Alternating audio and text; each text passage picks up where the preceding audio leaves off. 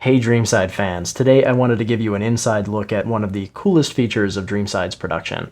You may know that a lot of Dreamside, in fact almost all of Dreamside, is done digitally, which allows me to paint on the computer and take advantage of digital software. But what you may be surprised to know is that some of Dreamside's art comes from 3D models. I haven't been using it too extensively with Book 1, but it is something that I'm trying to incorporate to an increasing degree. Now, when I got my start in the industry, I worked as a 3D animator, and so I'm used to working with 3D programs. So I use a program called Maya, and I use Maya to create some of the more complex elements of Dreamside's art that would take a very long time to draw again and again. Now, even though I do draw over everything that I bring into the scene, sometimes it helps to have a foundation, and there are certain elements that once I model in 3D, I actually don't even have to touch ever again. And a good example of that would be if you look at the spread that's on the screen right now, the drawings that are on Sarah's back wall here that I've painted very specifically to look like her artwork, and I don't want to be redrawing that from different angles for every single illustration. So I did that once, and I will never have to do those again. There are little things here like these coil cords and the IV pole that are complex in a technical way and need a certain amount of precision. Okay, I've moved over to Manga Studio and I've imported my 3D set. So now you can see how this works.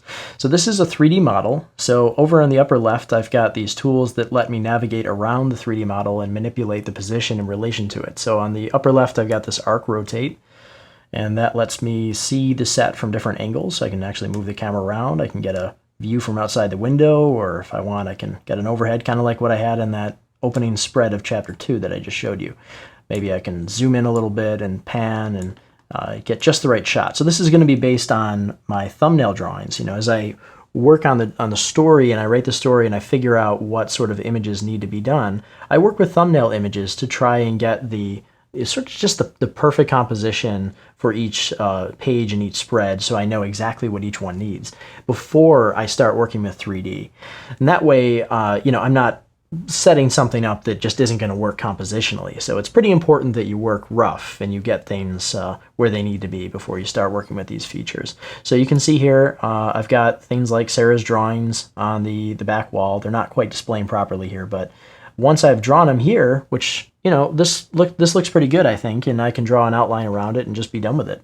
I've got one of Sarah's Roblotoids here on her shelf, and here's her bed, and a little watercolor paint set here. And of course I can manipulate this any way that I want to in the drawing. I mean, if I was drawing it, I'd be doing it from scratch anyway. So it's pretty easy for me to take this, use it as a base, and I can flatten it down into 2D art once I get the angle that I want, and I can just paint over it and add things like shadows and outlines and bounce light and all that other fancy stuff. So this is mainly a foundation tool, and it helps speed up the process and take away some of the repetition. So I hope that gives you a pretty good look at the 3D environment stuff that I'm using within Dreamside. Okay, so I hope you enjoyed this peek into the making of Dreamside. These 3D features are just so amazing. I know they wouldn't have been possible in the past, and I get excited thinking about where the future will take us. So thanks for watching, leave your comments below, and we'll see you next time.